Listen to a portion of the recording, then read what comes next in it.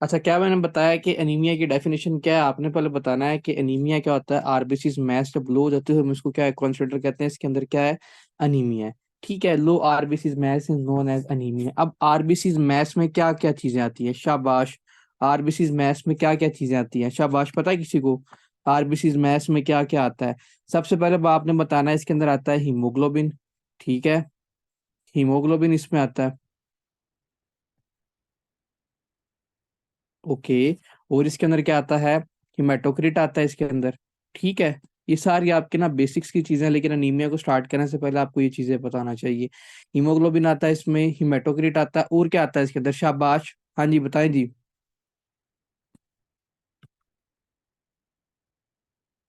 आपका RBC count जी।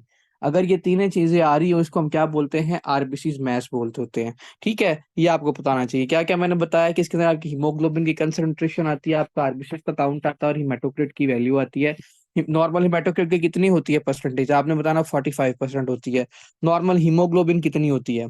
Normal haemoglobin कितनी होती है? मेल में कितनी होती है और फीमेल में कितनी होती है? मेल में कितनी होती है?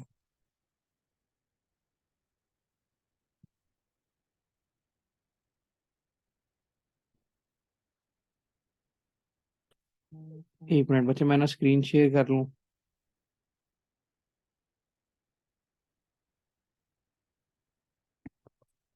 ओके। हाँ जी, मेल में कितनी होती है आपकी हीमोग्लोबिन? शाबाश, हाँ जी हाँ जी, पता है। 13.5 से लेके 17.5 ये होती है मेल में नॉर्मल हीमोग्लोबिन। फीमेल में कितनी होती है? फीमेल में नॉर्मल हीमोग्लोबिन कितनी होती है? आपने बताना है 12.5 से लेके 16.0 मिलीग्राम पर डेसीलीटर। ये नॉर्मल हीमोग्लोबिन। अब आप पूछोगे जी, आप फाइनल ईयर के बच्चे हो, फोर्थ ईयर के बच्चे हो, सर आप हमें हमें ये क्यों बता रहे हैं? इसकी रीजन है। अब मेरा आपसे यहाँ पे एक क्वेश्चन है कि हम ये डिफरेंशियल पॉइंट है, मेल में हीमोग्लोबिन क्यों ज्यादा है, फीमेल में क्यों कम है, ये मैंने आपसे पूछना। मैंने इसीलिए बात यहाँ पे डिस्कस की है कि मेल में क्यों ज्यादा और फीमेल में क्यों ज्यादा है। मेंस्ट्रुएशन मेंस्ट्रुएशन और शाबाश, इसकी वजह से भी शाबाश, फिजियोलॉजिकली। और मेल में क्यों ज्यादा है? ठीक है। अच्छा जी, मेल में क्यों ज्यादा है? आपने बताना है बच्चों, जब भी आपसे आंसर पूछा जाए ना इसका, ये एक न्यू इंपॉर्टेंट पॉइंट है, याद रखना है। टेस्टोस्टेरोन का हमेशा पॉजिटिव फीडबैक मैकेनिज्म होता है अगेंस्ट किसके? ईपीओ जीन के। जितना ज्यादा टेस्टोस्टेरोन होगा वो उतना ज्यादा किसको मैसेज देगा? ईपीओ जीन को मैसेज देगा। जितना ज्यादा ईपीओ जीन को मैसेज देगा उतना ज्यादा बोन मैरो से क्या प्रोड्यूस होगा? एरिथ्रोब्लास्ट बनेगा, और क्या करेगा? आरबीसी की प्रोडक्शन करेगा। वेरी इंपॉर्टेंट एमसीक्यू, याद रखना है। अब दूसरा क्वेश्चन आता है कि बच्चों फीमेल में क्यों कम है? जी, फीमेल में क्यों कम है इसके हीमोग्लोबिन? तो आपने बताना है कि एस्ट्रोजन का नेगेटिव फीडबैक होता है किस पे? ईपीओ जीन की तरफ। वो ज्यादा नहीं बढ़ने देता इसको, कौन? एस्ट्रोजन।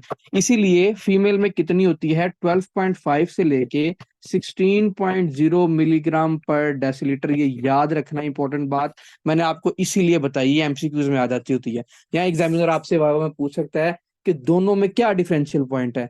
तो कि सिंपल सी बात है, मेल में टेस्टोस्टेरोन ज्यादा होता है, उसका पॉजिटिव फीडबैक है किसके अगेंस्ट? आपके ईपीओ जीन पे। फीमेल में क्या होता है? आपने बताना है, फीमेल में एस्ट्रोजन का लेवल ज्यादा होता है, इसका टेस्टोस्टेरोन का लेवल कम होता है। एस्ट्रोजन का नेगेटिव फीडबैक होता है किसकी तरफ? आपके ईपीओ जीन की तरफ। वो ज्यादा ईपीओ जीन को प्रमोट नहीं करती, वो ज्यादा ईपीओ जीन को स्टिमुलेट नहीं करती।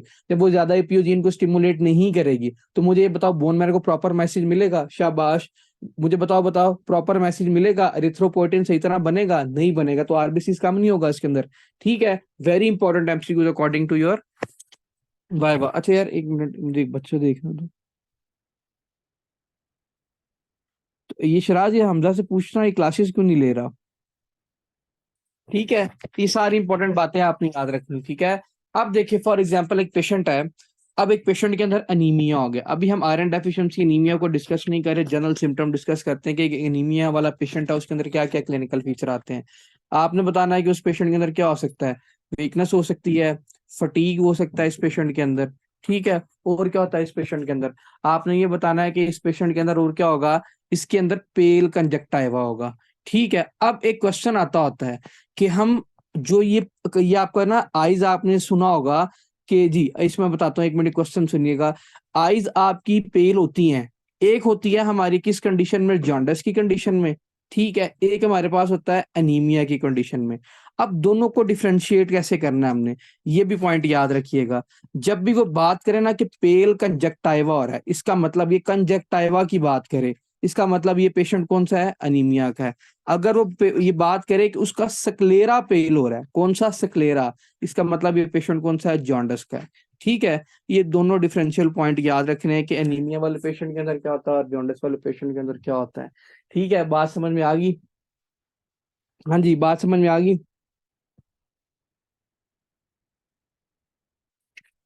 ओके, बाकी इसके अंदर क्या होगा, इसके अंदर डिस्निया भी हो सकता है। अब आपको पता है इसके अंदर डिस्निया क्यों होगा, सिंपल सी बात है, जब आरबीसी मैस ही कम है तो क्या होगा, हीमोग्लोबिन की कंसंट्रेशन भी कम है, हीमोग्लोबिन उतना ज्यादा अटैच नहीं हो सकता उसके साथ, तो इसीलिए क्या होगा, इस पेशेंट के अंदर डिस्निया भी होगा।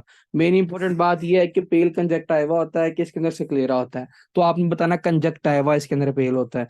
फिर तीसरी बात मैंने आपको ये बताई कि इस पेशेंट के अंदर और क्या होता है, आपने बताना है इस पेशेंट के अंदर जो हीमोग्लोबिन है वो मेल में क्यों ज्यादा है, फीमेल में क्यों कम है, ये भी इंपॉर्टेंट बात है। ठीक है जी, बाकी वो लीस्ट इंपॉर्टेंट हेडेक तो होगा इसके अंदर, लाइट हेडनेस वगैरह, ये सारे इसके अंदर फीचर हम देखेंगे। ठीक है। अच्छा, मीन करपक्शल वॉल्यूम कितना होता है, एमसीवी, एमसीवी पे ना हम डिफरेंशिएट करते हैं कि ये माइक्रोसिटिक एनीमिया का पेशेंट है। अब अनीमिया की क्लासिफिकेशन है ना, माइक्रोसिटिक है एक, एक हमारे पास है मैक्रोसिटिक है, तीसरी हमारे पास कौन सी है, शाबाश आपने बतानी है, नॉर्मोसिटिक एनीमिया। ठीक है, ये अब हम साथ साथ डिस्कस करेंगे, जो आज डिस्कस करेंगे वो माइक्रोसिटिक एनीमिया है। माइक्रोसिटिक एनीमिया में फर्दर क्या आता है, आपने बताना है जिसके अंदर आयरन डेफिशिएंसी एनीमिया आता है, फिर आपने बताना है सिड्रोप्लास्टिक एनीमिया इसके अंदर आता है। ठीक है, तीसरा इसके अंदर क्या आता है, थैलासीमिया आता है इसके अंदर, और चौथा अनीमिया ऑफ क्रोनिक डिजीज। ठीक है, ये बातें आपने याद रखनी है। ये सारा आपका वो बेसिक्स का जर्नल, वो जो जो जो बातें थी वो मैंने सारी आपको बता दी। अच्छा, अब आगे डिस्कस करते हैं किसको, अनीमिया को।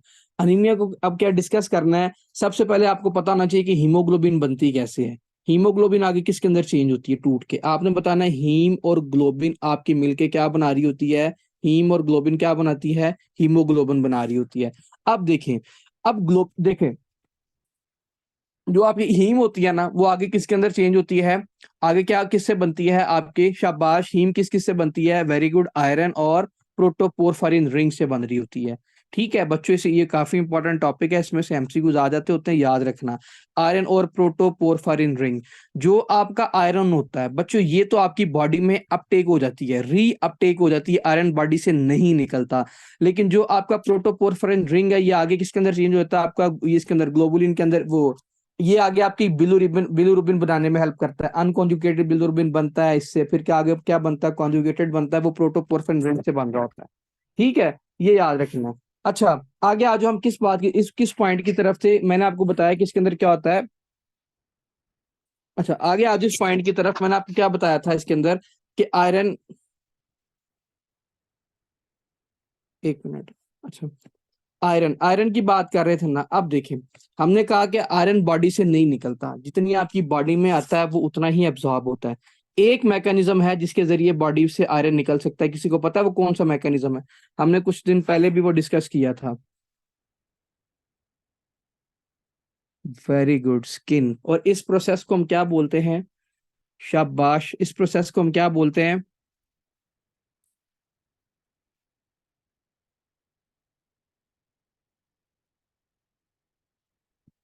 निकलता स्किन से ये जी, इसको कहते हैं हम एक्सफोलिएशन बोलते हैं। ठीक है, ये भी याद रखिएगा, मेडिकल की टर्म में एक्सफोलिएशन बोलते होते हैं इसके, इसके जरिए आयरन आपकी बॉडी से बाहर जा सकता है।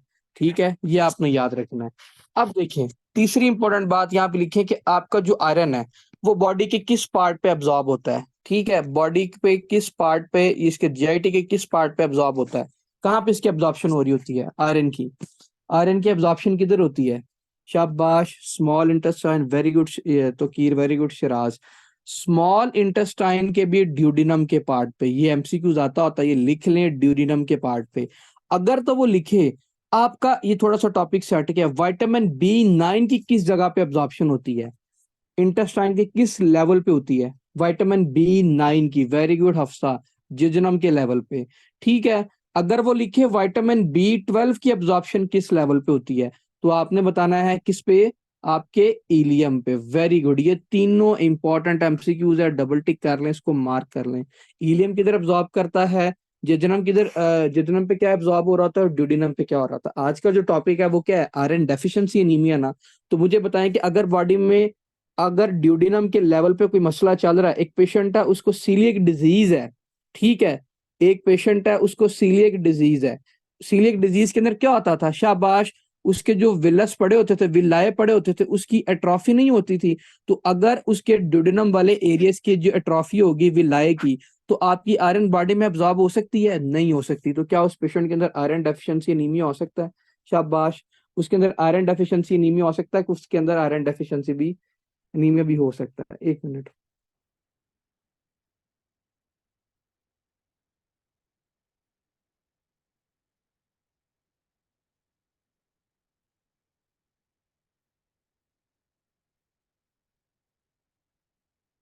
ओके जी, अच्छा जी, ठीक है। अच्छा, अब हमें आयरन मिलता कैसे कैसे है, आयरन का सोर्स क्या है, आपने बताना है ये वेजिटेबल से भी मिलता है। दूसरी इंपॉर्टेंट बात आपने बतानी है कि ये आपके प्रोटीन वाले फूड से भी मिलता होता है। अब दोनों में डिफरेंस क्या है, देखें, जो आपका आयरन मिलता है ना वेजिटेबल से, ये आपका किस फॉर्म में पड़ा होता है, ऑक्सीडाइज फॉर्म में पड़ा होता है, Fe3+ में पड़ा होता है। लेकिन जो आयरन आपको मिलता है किससे, आपकी प्रोटीन से मिल रहा होता है, मीट से मिल रहा होता है ना, वो रिड्यूस फॉर्म में पड़ा होता है। रिड्यूस फॉर्म कौन सी होगी इसकी, Fe2+। ठीक है, ये याद रखना है। अब आप सर पूछ सकते हैं कि सर जो हम वेजिटेबल से लेते हैं वो तो Fe3+ में होता है ना, वो आगे Fe2+ में कैसे चेंज होगा। ठीक है, Fe3+ वाला तो बॉडी में यूटिलाइज होने से रहा, वो तो हीमोग्लोबिन नहीं बना सकता, क्योंकि वो ऑक्सीडाइज फॉर्म है, जब तक वो रिड्यूस में चेंज नहीं होगी तब तक वो यूटिलाइज नहीं होगी। तो बच्चों याद रखना है, Fe3+ आगे चेंज होता है Fe2+ के अंदर, with the help of vitamin C. ठीक है, अब पता चल गया विटामिन सी क्यों इंपॉर्टेंट था। आपने बताना है कि ये ऑक्सीडाइज को किसके अंदर चेंज करता है बच्चों, रिड्यूस के अंदर चेंज कर रहा होता है। इसीलिए विटामिन सी इसके लिए क्या है, इंपॉर्टेंट है इसके लिए, ऑक्सीडाइज को रिड्यूस में चेंज करने के लिए। ठीक है, ये वाली बात समझ में आ गई कि वेजिटेबल से कौन सी फॉर्म में मिलेगा और उसके अंदर अगर विटामिन सी की डेफिशिएंसी है तो फिर patient मिलेगा। अच्छा, अगर विटामिन सी की डेफिशिएंसी, अच्छा मैं बताता हूँ, विटामिन सी की डेफिशिएंसी है किसी पेशेंट के अंदर, तो मुझे ये बताएं क्या उसका Fe3+ जो है वो आगे Fe2+ के अंदर चेंज हो सकता है, ऑक्सीडाइज फॉर्म रिड्यूस के अंदर चेंज हो सकती है, नहीं हो सकती। तो इस कंडीशन को हम क्या बोलते हैं, मिथामीग्लोबिनीमिया। ठीक है, वेरी इंपॉर्टेंट। मिथामीग्लो अरे, स्कैरबी पता क्या होता है, ओके, इसको हम क्या बोलते हैं, मिथामी ग्लोबिनीमिया बोलते होते हैं। ठीक है, ये सारे इंपॉर्टेंट पॉइंट है, ये आपने याद रखना है कि ये अगर उसमें अगर विटामिन सी एब्सेंट है तो फिर कौन सी डिजीज हो सकती है, तब अगर विटामिन सी एब्सेंट है तो उसकी वजह से कौन सी डिजीज होगी, आपने बताना मिथामी ग्लोबिनीमिया इसकी वजह से हो सकता है। विटामिन सी एज अ को फैक्टर हेल्प करता है, क्या करता है, आपके किसको चेंज करता है, Fe3+ को Fe2+ के अंदर चेंज कर देता है। अच्छा, एक और बात इसमें इंपॉर्टेंट बता दूं, जब भी, अब थोड़ा सा टॉपिक से हट के, जब भी एग्जामिनर कहेगा ना कि उसके अंदर विटामिन सी की डेफिशिएंसी है, ये मसले आ रहे हैं उसको, स्कर्वी शर्वी जो भी, ठीक है, वो साथ में अगर लिख दे कि चॉकलेट कलर ब्लड है उसका, very important MCQ, chocolate colour blood. ठीक है, साथ वो लिख दे इस पेशेंट के अंदर डिस्नी है, साथ इसके अंदर वो लिख ले हेडेक है उसके अंदर, ठीक है, लाइट हेडनेस है, what is most likely diagnosis, तो आपने बताना है इस पेशेंट के अंदर क्या हो गया है, मिथामी ग्लोबिनीमिया हो गया है। ठीक है, ये एमसीक्यूज आता होता है, मैंने इसलिए यहाँ पे आपको बता दिया है कि अगर चॉकलेट कलर ब्लड उसके अंदर लिख दिया है तो इसका मतलब ये है कि इसके अंदर क्या है, अब मिथामी ग्लोबिनीमिया हो गया। बात समझ में आ गई कि रिपीट कर दूं,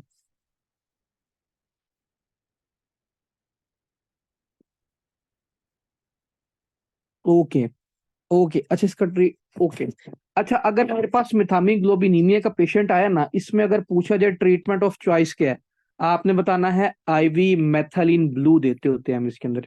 ये आईवी मेथलिन ब्लू पता क्या करती है बच्चों, ये आपकी Fe3+ को ना आगे किसके अंदर चेंज कर देती है, Fe2+ को खुद ही चेंज कर देती होती है। अगर फॉर एग्जाम्पल विटामिन सी की डेफिशिएंसी है, ये कंप्लीट मैंने आपको मिथामी ग्लोबिनीमिया वाला यहाँ पे टॉपिक बता दिया, ये विटामिन सी की डेफिशिएंसी की वजह से होगा चॉकलेट यूरिन?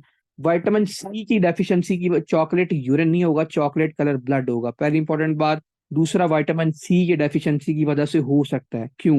विटामिन सी क्या करता है आपके, आपकी बॉडी में वो क्या करता है, ऑक्सीडाइज को रिड्यूस फॉर्म में चेंज करता है। अब एक पेशेंट है, विटामिन सी ले ही नहीं रहा, सिट्रस फ्रूट फ्रूट इस्तेमाल ही नहीं कर रहा, सिट्रस चीजें इस्तेमाल ही नहीं कर रहा, तो विटामिन सी की तो डेफिशिएंसी है उसके अंदर।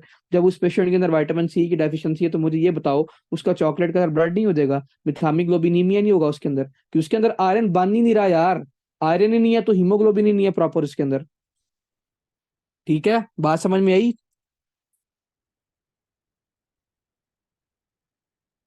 वो डिपेंड करता है, वो साइनाइड पॉइजनिंग के अंदर वो एक कंप्लीट वो दूसरा टॉपिक है, उसके उसके अकॉर्डिंग देखेंगे। अभी सिर्फ मिथामिग्लोबिनीमिया पे रो। उसके अंदर साइनाइड पॉइजनिंग में और बड़ा कुछ देते होते हैं, सिर्फ ये नहीं देते होते। उसमें साथ हम वो भी देते हैं, विटामिन बी 12 भी देते हैं, हाइड्रोक्सीकोबालामिन भी देते हैं, फिर वो अटैच हो जाता है, फिर उसको बॉडी से एक्सक्रीट करता है, वो रेस्पिरेटरी के अंदर देखेंगे कंप्लीट। ठीक है, अब इधर ही रो, आयरन डेफिशिएंसी पे वापस आ जाओ, बच्चे भाग ना जाएं कि हमें पता नहीं क्या पढ़ाई जा रहे हैं। अच्छा इधर आ जाओ, क्या मैंने बताया, अब देखें। आयरन डेफिशिएंसी एनीमिया के ये तो हट के जो इंपॉर्टेंट एमसीक्यू साथ आते थे, तो मैंने आपको सारे बता दिए। अब एक पेशेंट आया आयरन डेफिशिएंसी एनीमिया का, तो उसके अंदर आयरन की क्या होगी, डेफिशिएंसी होगी उस पेशेंट के अंदर। दूसरा, मुझे ये बताएं उसका हीम बनेगा? नहीं बनेगा। जब उसका हीम नहीं बन रहा, तो मुझे ये बताएं जो उसके अंदर हीमोग्लोबिन है उसकी डेफिशिएंसी नहीं होगी, हीमोग्लोबिन भी उसके अंदर क्या होगी बच्चों, हीमोग्लोबिन भी कम होगी उसके अंदर। तो जब आपकी हीमोग्लोबिन कम है, तो उसकी वजह से क्या होगा, माइक्रोसिटिक एनीमिया है। एमसीवी कितना होता है, 80 to 100 नॉर्मल होता है।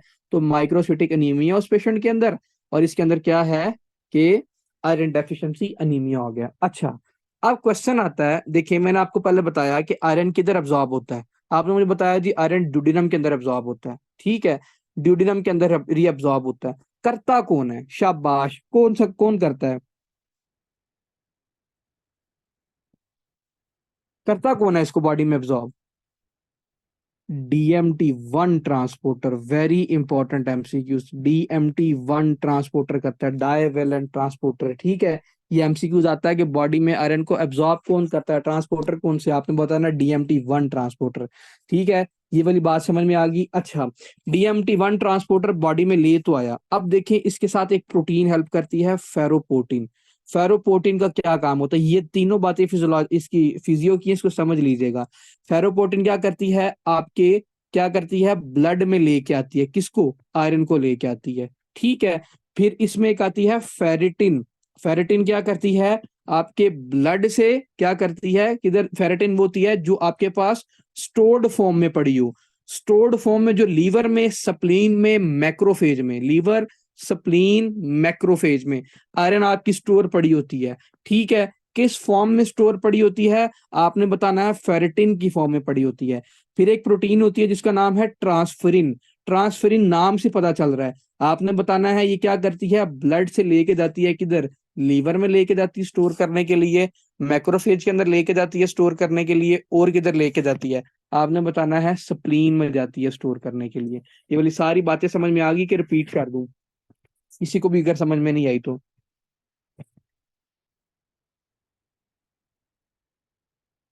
ओके, रिपीट कर दूं। देखो, तहसीन पता क्या होता है, जो आपके पास फेरोपोर्टिन प्रोटीन होती है ना, PORTIN वाली, इसका काम ये होता है कि आपके ना ब्लड में लेके आना, किसको, आयरन को लेके आना। पहली इंपॉर्टेंट बात, ब्लड में लेके आना, ये देखो मैंने यहाँ पे लिखा हुआ, ब्लड में आयरन लेके आना। जो आपके पास ट्रांसफेरिन होती है ना, ट्रांसफेरिन, इसका काम ये होता है कि ब्लड से आपके लीवर, मैक्रोफेज, स्प्लीन में लेके जाना, किसके लिए, ताकि आयरन आपकी बॉडी में स्टोर हो जाए जब आपको चाहिए हो। ठीक है, जो आपके पास फेरिटिन पड़ी होती है ना, फेरिटिन क्या करती है, वो आपके पास स्टोर्ड फॉर्म में जो आयरन पड़ी हो उसको हम फेरिटिन बोलते होते हैं। अब वो किधर किधर स्टोर हो सकती है, आपने बताना है कि ये आपके मैक्रोफेजेस के अंदर हो सकती है, लीवर के अंदर हो सकती है, स्प्लीन के अंदर हो सकती है। बस इतनी सी बात की है अभी।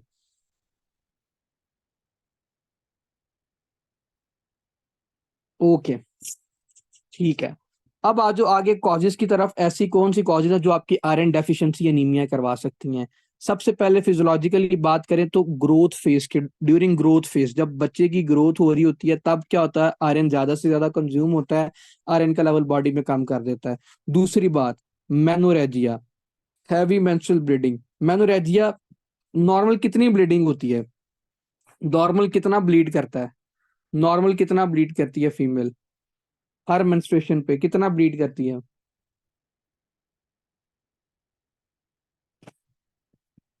50 ml करती होती है, ठीक है।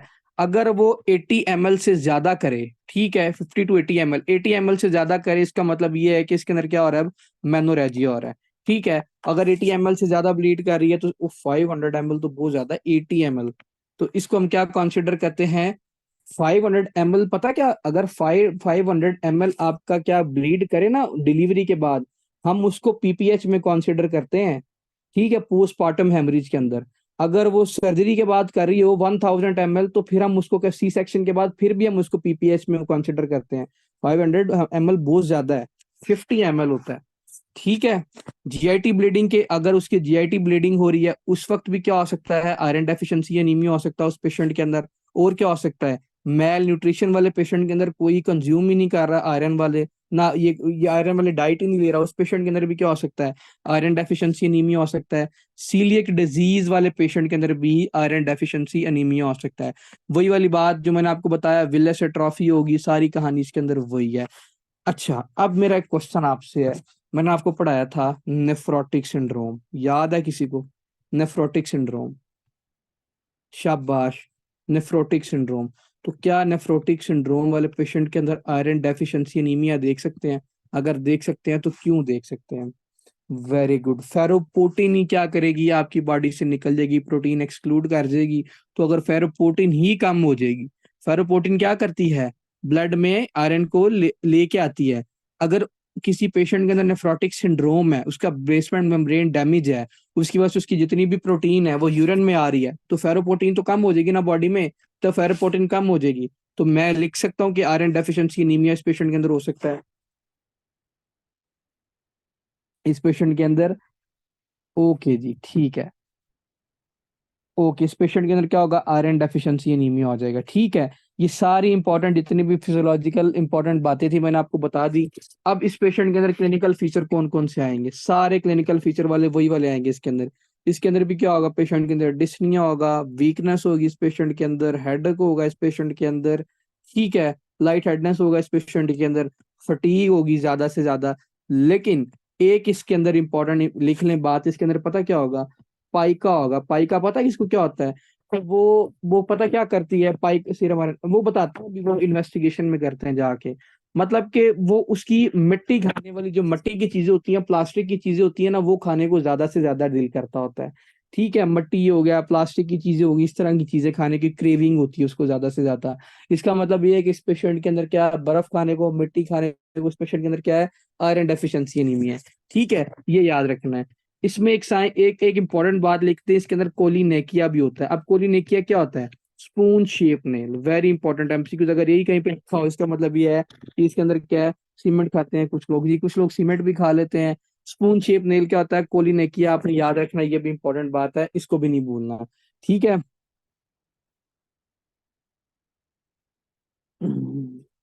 ओके।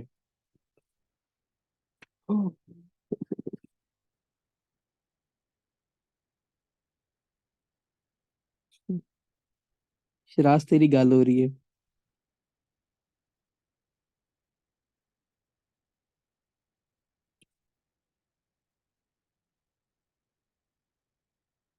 हाँ जी, हाँ जी, पूछे।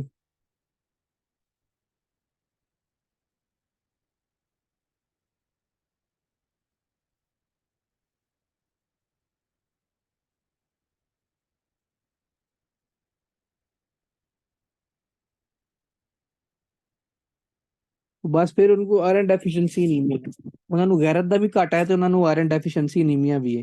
ਉਹਨਾਂ ਨੂੰ ਗੈਰਤ ਕੀ ਦਵਾਓ ਤੇ ਉਹਨਾਂ ਨੂੰ ਆਇਰਨ ਵੀ ਦੋ।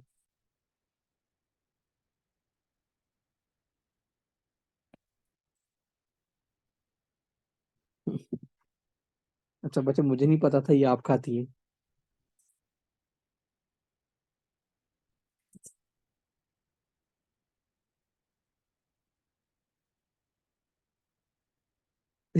क्या बात है।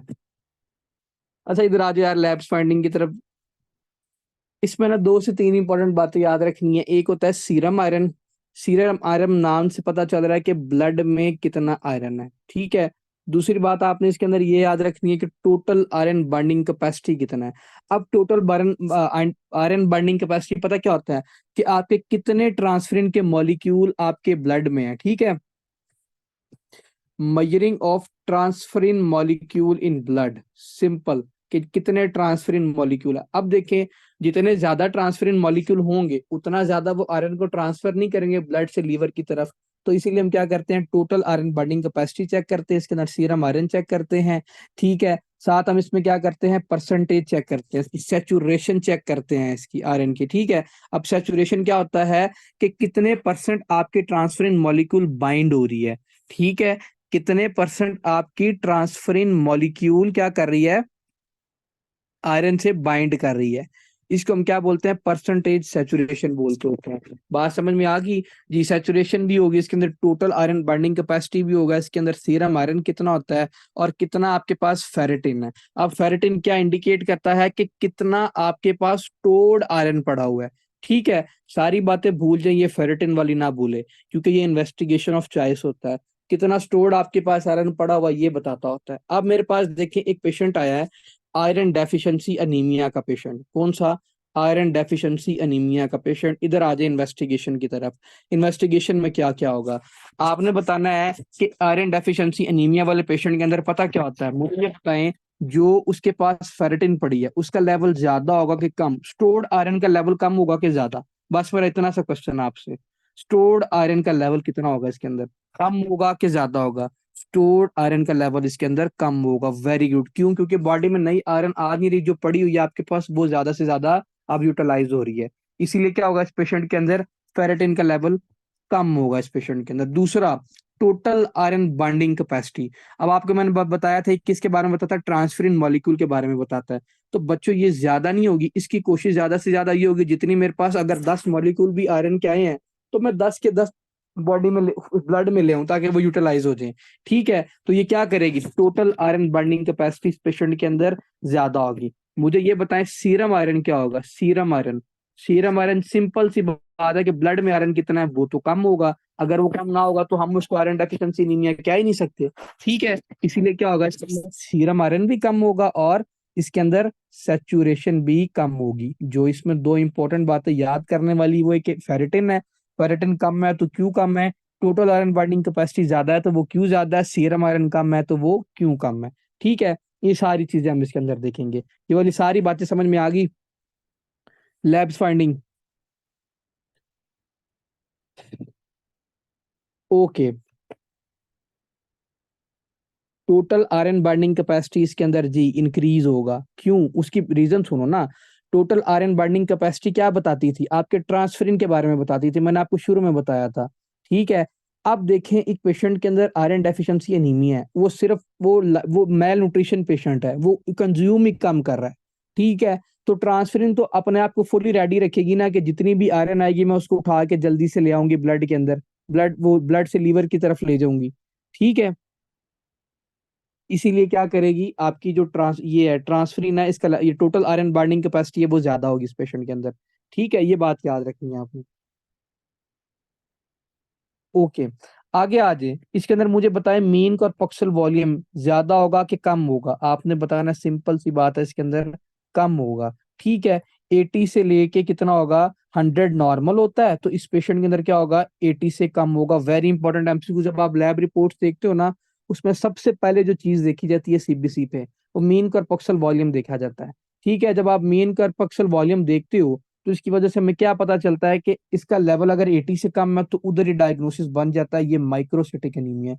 फिर अब हमने आगे उसको फर्दर रूल आउट करना है कि anaemia of the chronic disease है, सिड्रोब्लास्टिक अनीमिया है, थैलासीमिया है, या इसको क्या है, इसको आयरन डेफिशिएंसी अनीमिया है। वो अगर आगे फर्दर इन्वेस्टिगेशन करेंगे उसके बारे में पता चलेगा।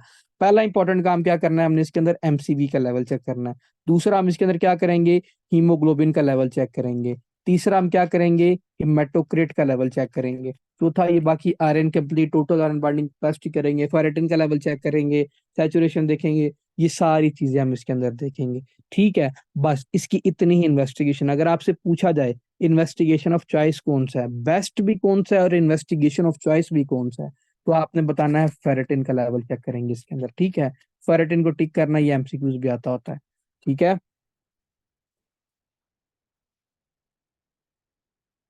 ओके।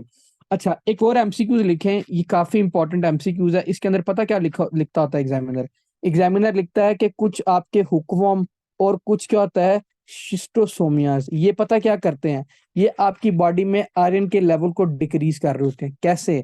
आपने बताना है। इसमें मोस्ट लाइकली पता कौन कौन से आते हैं? एक आता है एनकालोस्टोमा ड्यूडेनाले और एक आता है नेक्टर अमेरिकैनस। ये दोनों पता क्या करता है, ये नाम लिख लें, वेरी इंपॉर्टेंट एमसीक्यूज है।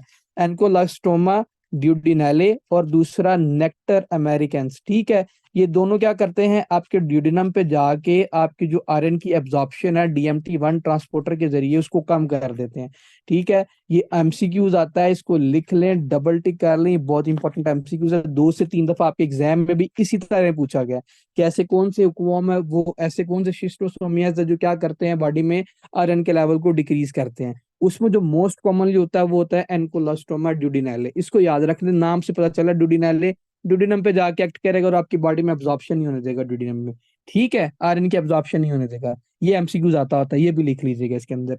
इन्वेस्टिगेशन हमने इसके अंदर कंप्लीट कर ली, फेरेटिन का लेवल हम इसके अंदर देखेंगे। अब मेरे पास एक पेशेंट है आयरन डेफिशिएंसी एनीमिया का, उसको मैंने ट्रीट क्या करना है, ट्रीटमेंट क्या देना है, सिंपल सी बात है, हम इसके अंदर क्या देंगे, आयरन देंगे इसके अंदर, और क्या देंगे, ठीक है। हम क्या देंगे इसके अंदर, फेरस सल्फेट देंगे। फेरस सल्फेट, अगर इससे भी फर्क नहीं पड़ रहा या इससे किसी को एलर्जी है, फिर हम उसको क्या देंगे, फेरस ग्लूकोनेट देंगे। बाहर से हम उसको आयरन दे रहे हैं, ठीक है, अगर आयरन डेफिशिएंसी एनीमिया का पेशेंट है। ये सारी चीजें हम उसके अंदर देखेंगे। अगर उसको एलर्जी है, इससे डिस्पेप्सी है, तो फेरस ग्लूकोनेट दे देंगे इसके अंदर, ठीक है। सिंपल सी बात है, बाहर से आपने उसको आयरन देना, और इसमें कोई रामलीला वाली या कोई कहानी नहीं है। बस इतनी सी बात याद रखनी है। जब पेशेंट आपके पास आएगा, वो खुद ही सारी कहानी बता देगा, ये मिट्टी खाती है, ये इस तरह जैसे आपने बताया सीमेंट खा रही होती है, ये सारी चीजें बता देगा। बर्फ ज्यादा से ज्यादा खाती है वो, उधर से पता चलेगा। साथ आप CBC देख लें, उसी टाइम आपको पता चल जाएगा कि आयरन डेफिशिएंसी एनीमिया का पेशेंट है ये वाला, ठीक है। हाँ जी, समझ आ गई।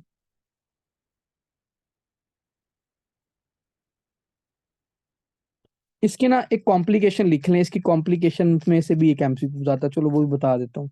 इसकी कॉम्प्लिकेशन में क्या होता है, इसकी कॉम्प्लिकेशन में प्लम्बर विंसन सिंड्रोम हो जाता है, ठीक है। प्लम्बर विंसन सिंड्रोम, इसकी वजह से पता क्या होता है, आपने बताना है। इसके अंदर हम 2 से 3 चीजें देखते हैं प्लम्बर विंसन सिंड्रोम के अंदर।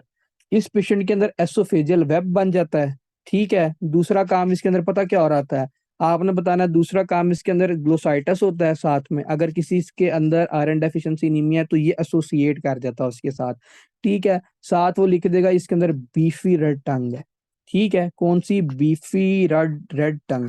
ये तीनों चीजें मेंशन हो, और साथ में अगर वो लिख दे कि MCV का लेवल भी डिक्रीज है, वो आपको बता रहा है कि इसके अंदर आयरन डेफिशिएंसी एनीमिया हो गया। साथ ये बता रहा है कि इसके अंदर प्लम्बर विंसन सिंड्रोम हो गया, ठीक है। ये सारी जी बीफी रेड टंग होती है, रेड ही होती है उसके अंदर।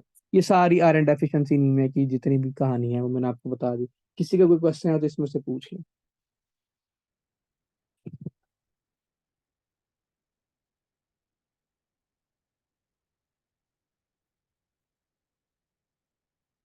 ओके, अगर क्लियर है तो समझ आ गई है, सही समझ आई है। ओके। अच्छा, आगे आ जाओ, anaemia of the chronic disease. ये इसमें से भी MCQs आ जाता होता है, ये भी इंपॉर्टेंट है। ब्लड का सारा चैप्टर ही इम्पोर्टेंट। आयरन डेफिशिएंसी में पाई का क्या रीजन क्या हो सकती है? यार वैसे उसको क्रेविंग हो रही होती है ज्यादा से ज्यादा, ये आइडियो, हाँ, इसको क्रेविंग होती है वैसे ही ज्यादा से ज्यादा कुछ ना कुछ खाने की।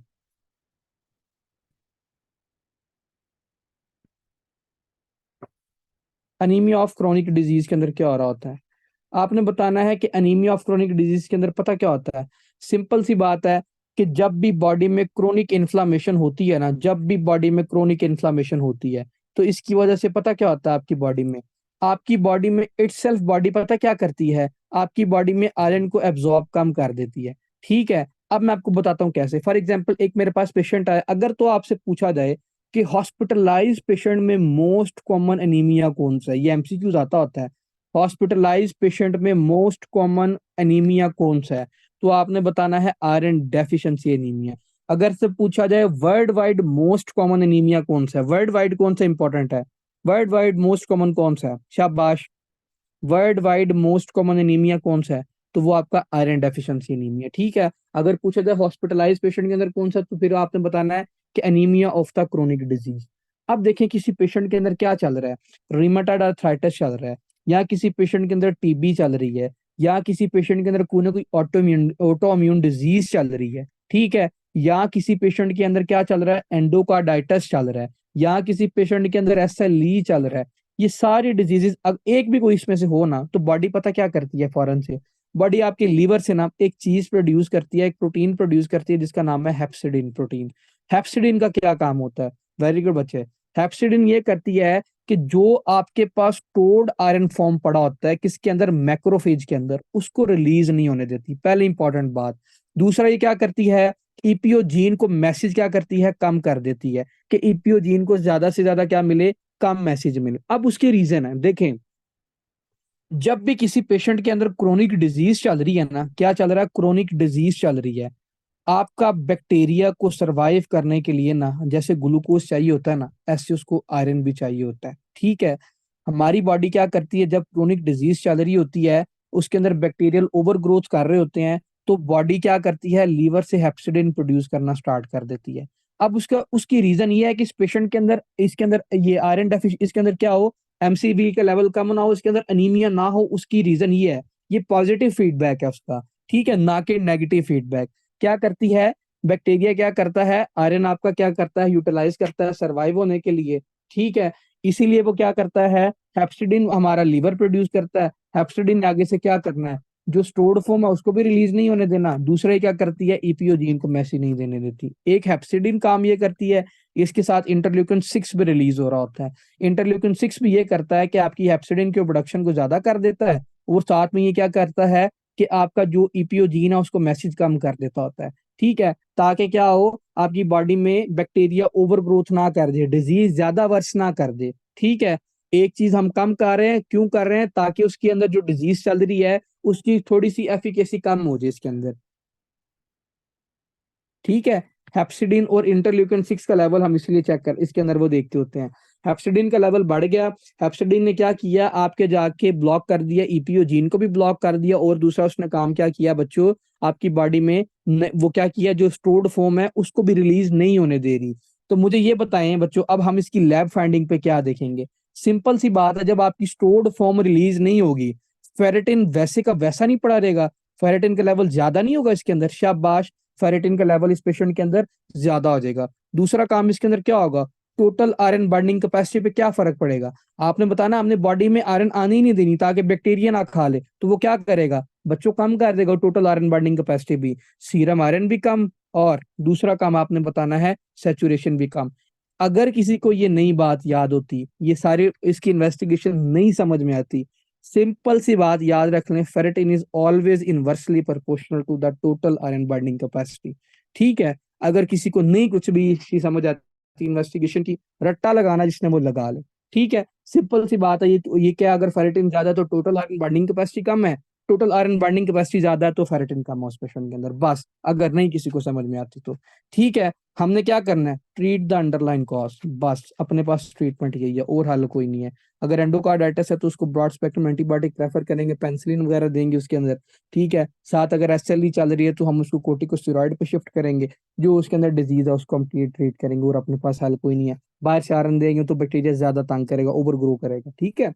बात समझ में आ गई।